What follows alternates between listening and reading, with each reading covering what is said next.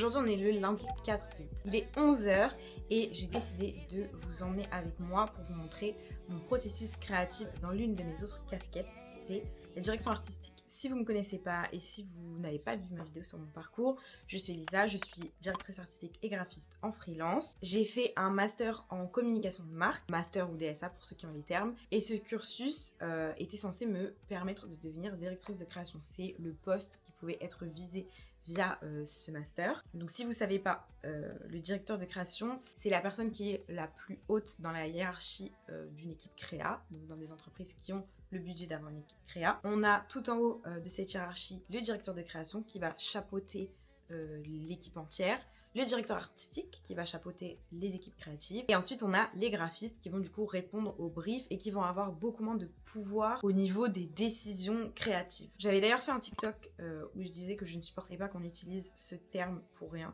directeur artistique, et j'ai ensuite fait un TikTok pour expliquer la différence entre ces trois métiers, donc n'hésitez pas à me suivre là-bas. Tout ça pour dire que c'est une de mes casquettes et je dirais pas que c'est ma casquette préférée, mais j'aime bien varier de temps en temps et faire ce genre de projet. Et donc aujourd'hui, je décide de vous emmener dans tout mon processus pour vous montrer un peu ce que je fais, quel est mon rôle, pourquoi on engage une directrice artistique et les services aussi que je peux proposer. Je vous montre un peu tous les dessous parce que je pense que c'est un métier qui est extrêmement flou et que plein de personnes ne visualisent pas et que plein de personnes aussi sous-estiment. Donc vous devez évidemment vous demander avec quel artiste je vais collaborer. Et je vais collaborer avec une artiste avec qui j'ai déjà travaillé, c'est Juste Chani. J'ai travaillé avec elle fin 2024, début 2025, pour la sortie de 3 singles et la sortie d'un EP. Donc voilà, c'était un travail assez long, conséquent, qui a pris quelques mois. On a du coup mis en place toute une direction artistique, tout un personnage par rapport à ses objectifs musicaux et ses objectifs aussi, évidemment, puisque c'est un métier professionnel. Et on a plutôt rempli ses objectifs, donc je suis trop contente. C'est un peu la direction artistique qui a permis de cadrer l'image et de professionnaliser son profil. Donc elle m'a contactée il y a quelques semaines maintenant pour savoir si j'étais chaud de retravailler avec elle, pour se projeter aussi sur l'année qui va arriver et la suite évidemment de sa carrière. À travers cette collaboration, on va s'occuper d'un single, donc il va y avoir la cover et le visualiseur à imaginer. Et donc après toute la partie administrative, j'ai proposé un calendrier de projet. C'est ce que je fais en général quand je sais qu'il va y avoir des shootings, de la préparation de shooting, de l'élaboration de concepts artistiques. J'aime bien avoir des dates, ça permet de respecter précisément toute la livraison qui, dans ce type de projet musicaux, est hyper importante parce qu'il faut livrer la cover, le son et les visuels au bon moment, mais surtout la cover. Là, on va être sur la première semaine de collaboration, donc du 4 au 10, on va élaborer le concept. On est lundi et je la vois mercredi pour lui présenter tout mon travail. Donc là, on va être sur 2 jours intensifs où je vais travailler uniquement sur ça. La semaine qui suit, on va donc préparer le shooting photo, vidéo. On a besoin d'une semaine pour pouvoir booker les lieux où on fait le shooting, commander les pièces si on en a besoin, préparer les accessoires s'il y en a. Donc voilà, on a besoin de temps. Ça paraît long, une semaine, mais vraiment, je vous jure que ça passe extrêmement vite et parfois on est même short en une semaine. Une fois que j'ai récupéré du coup tous les fichiers du photographe vidéaste, ça va être la partie montage et retouche. Là cette fois-ci le montage est extrêmement léger, mais c'est quand même moi qui vais m'en charger. Au niveau colorimétrie, voilà, c'est très léger comme montage, mais c'est quand même moi qui m'en charge. Et je vais aussi m'occuper de la cover. Donc s'il y a des retouches, s'il y a de la typo à faire, je m'en charge. Et ensuite, le 25 août, c'est la livraison des fichiers. Donc je vous emmène avec moi, je vais vous expliquer chaque petite étape et je vais essayer d'aller le plus possible dans le détail, en tout cas ce que je peux le plus montrer.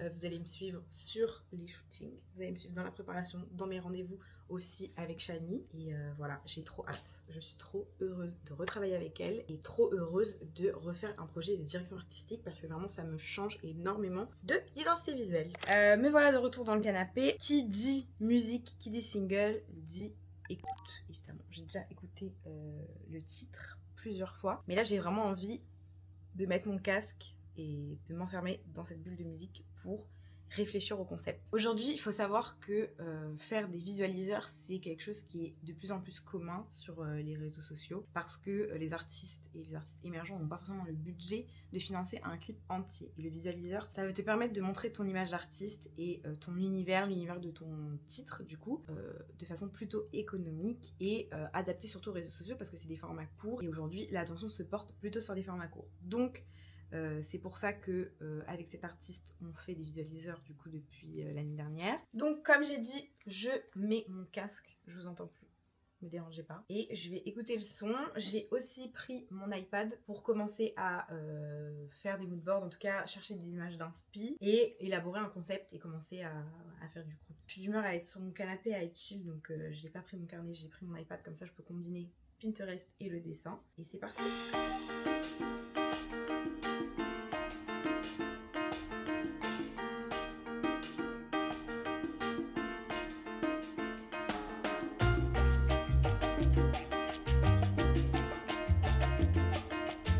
Je pense que je suis à la 30e écoute du titre.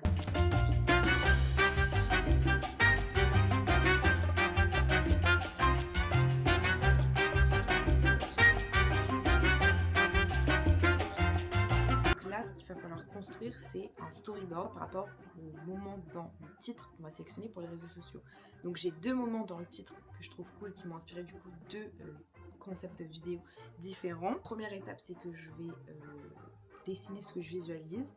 Donc ça sera une petite première ébauche du storyboard. Du coup le storyboard, c'est ce qui va permettre aux photographes et toute l'équipe en vrai, du coup la manager, Chani, moi, et bref toutes les personnes qui seront présentes et qui vont devoir travailler sur la capsule, de visualiser ce que je veux faire, d'avoir un vrai découpage pour préparer au mieux le shooting. En vrai ça fait déjà plusieurs semaines que je sais que je vais travailler avec cet artiste, donc j'ai affûté mon œil, je me préparais à avoir une idée, donc là l'idée est venue plutôt rapidement, j'ai déjà écouté le titre, etc. Donc c'est un peu un travail sur le long terme. Donc pour vous, et là tout de suite ça paraît plutôt rapide, mais en vrai ça fait quelques semaines que j'ai reçu le titre et que j'y pense, en tout cas que ça a une place dans ma tête.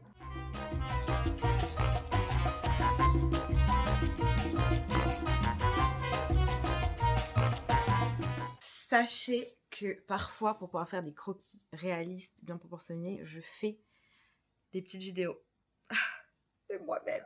Et là, vraiment, on est sur un concept par rapport au billard, etc.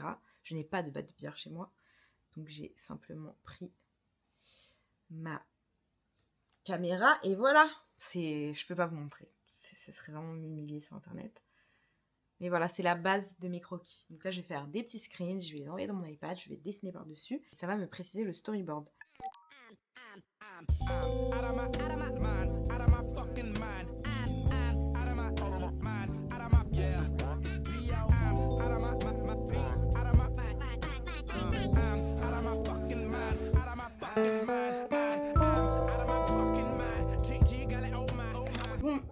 Du coup, je suis arrivée à la fin de mes croquis.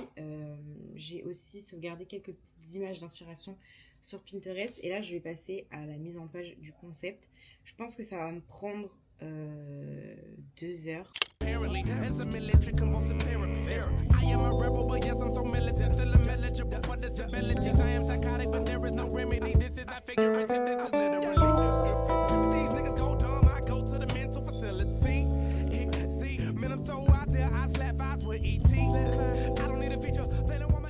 Du coup, j'ai mon petit doc avec toute la DA du titre qui s'appelle FOMO. De toute façon, tout sera sorti quand cette vidéo va sortir. Et voilà, on a un petit peu tous les trucs, on a tous les points essentiels. Donc le concept, le storyboard, le stylisme, le make-up. On a encore des choses à valider, donc il y a des petites cases.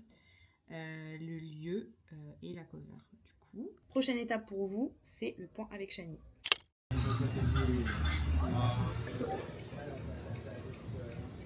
Il y a des choses qui...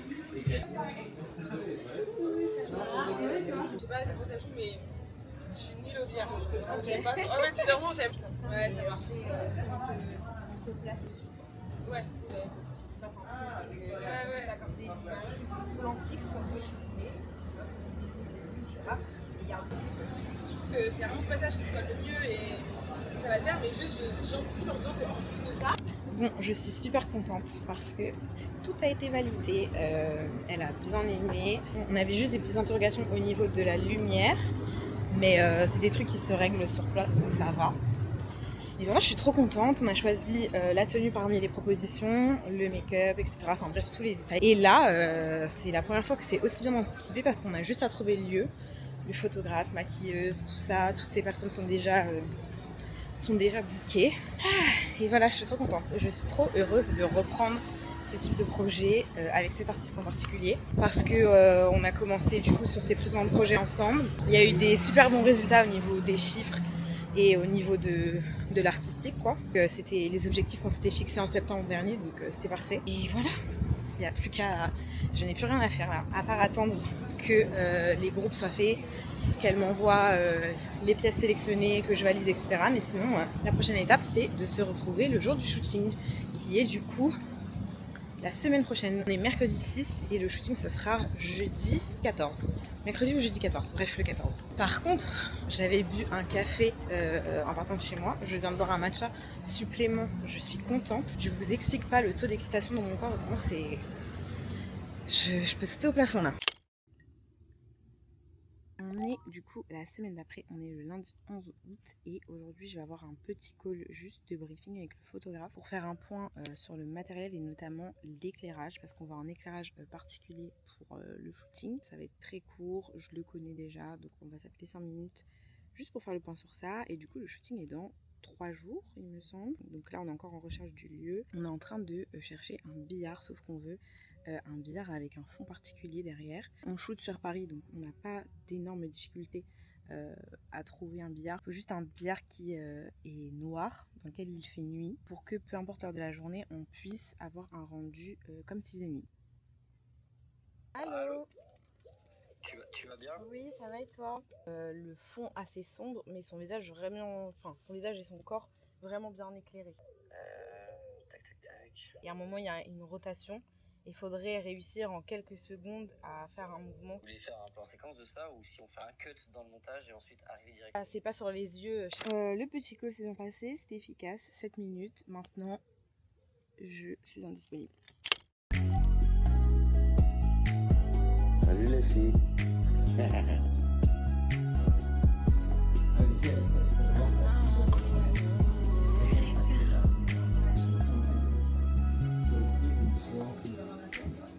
Comment pourrais-je oublier? Comme si tout ça n'avait jamais existé. Bah, j'ai l'impression que c'est mieux là quoi. Mais ça, c'est-à-dire que c'est là dans le noir comme ça? Ouais, Mais avec ça. avec ça. Ah oui, j'avoue, oui. Moi, je préfère en tout cas pour la capsule un. Bah, franchement, beau comme ça. Ouais. Et en vrai, les lumières, moi, ça me dérange pas non plus de ouf. Tout ça n'est que passager. Et je n'ai pas envie de te sentir les heures. Je vais tirer, c'est vraiment ça. On sait pas ce qui va se passer.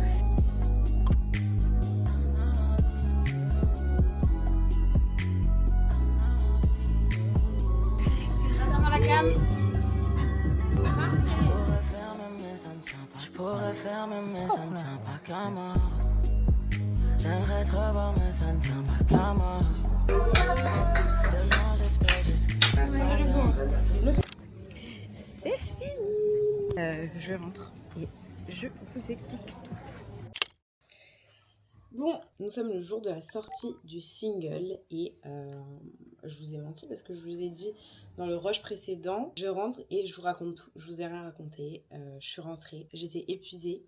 J'avais un call encore le soir et après j'ai juste fait la post-production dans mon coin, donc j'ai même pas filmé. Je trouvais pas que c'était forcément une partie très intéressante. Le but de cette vidéo c'était plus de montrer le processus et la plus-value d'un directeur artistique. Donc voilà, je ne vous ai évidemment pas encore montré le résultat ni de la cover ni de la capsule et du teaser. Du coup ce sont les 3 contenus que j'ai eu à produire dans ce projet. Je blablate un peu et je vous montre le résultat.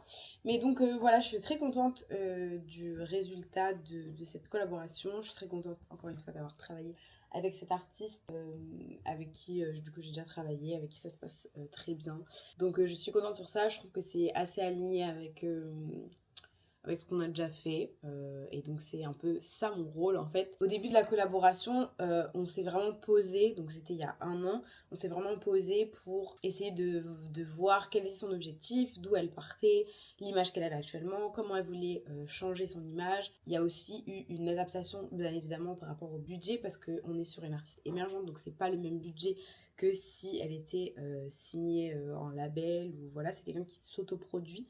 Donc voilà, on n'a pas le même budget et on s'adapte. C'est mon rôle de réussir à créer des visuels qui sont cohérents, créatifs, un minimum avec ce petit budget. Donc voilà, je pense que c'est une mission réussite, je trouve. Là, on est dans le cas d'un artiste, mais je trouve qu'avoir quelqu'un qui s'occupe de la direction artistique, c'est un petit peu quand même un luxe, entre guillemets, dans le sens où t'as vraiment quelqu'un à qui tu délègues toute la cohérence, toute l'image et c'est quelque chose auquel tu n'as pas besoin de penser. Après, il y a certains contextes dans lesquels je trouve que c'est indispensable. C'est aussi très utile quand tu as un lancement de marque et que justement tu veux avoir une cohérence. Là, on est sur des formats vidéo, etc. On est sur une artiste, donc il y a vraiment ce côté créatif. Mais c'est quelque chose qui peut s'appliquer à une marque quand tu as envie d'avoir tous tes supports de com cohérents, quand tu as envie de créer du contenu, que ce soit de la pub, des posts, enfin bref, avec un certain ton, etc. Le directeur artistique, il va permettre de donner les directives à tous les créatifs pour justement avoir une cohérence vraiment comme ça. Globalement, j'utilise très souvent ce mot quand je parle à mes clients, etc. parce que je trouve que c'est hyper important quand tu as une marque, quand tu as un artiste, quand tu as une image tout simplement, d'être cohérent. Donc voilà, c'était ma mission à travers ce projet. Je sais pas si c'est très intéressant de rentrer dans le détail créatif par rapport à la direction artistique. Je peux vous montrer quelques petites planches qui ont été faites dans le document qui donc ont servi de support le jour du shooting et de support de communication entre les différents métiers. Et puis voilà, c'est un processus où tu pars d'une idée qui est dans ma tête, que j'ai vue en fermant les yeux, en écoutant le son. Et vraiment, je trouve une satisfaction immense dans ce processus. Et d'ailleurs, quand on a fait son EP précédent, pour la cover, c'est un des projets les plus satisfaisants que j'ai fait. Parce que j'avais une idée, genre vraiment j'avais une idée dans ma tête et le jour du shooting, je me rappelle que j'étais surexcitée parce que je me disais,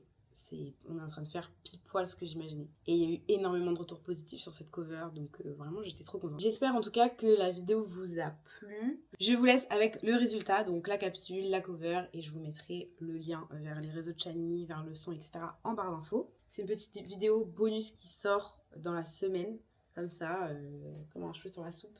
Mais je sais pas, j'avais pas envie d'attendre lundi prochain, donc cadeau. Il y aura quand même une vidéo lundi prochain, donc on se retrouve lundi. Et en attendant, on s'attrape sur Instagram et sur TikTok. Bye! Je veux être cette meuf au top, pas juste une fille lambda. Je regrette un peu l'époque où je me souciais pas du lendemain. Je suis dans le FOMO et ce de 12h à 12h. Mon objectif dans le viseur, la main ne tremble pas. Je vis un fucking dream nourri par la mélodie. À chaque fois que je suis triste, je me dis que j'ai pas le droit. Un jour je vais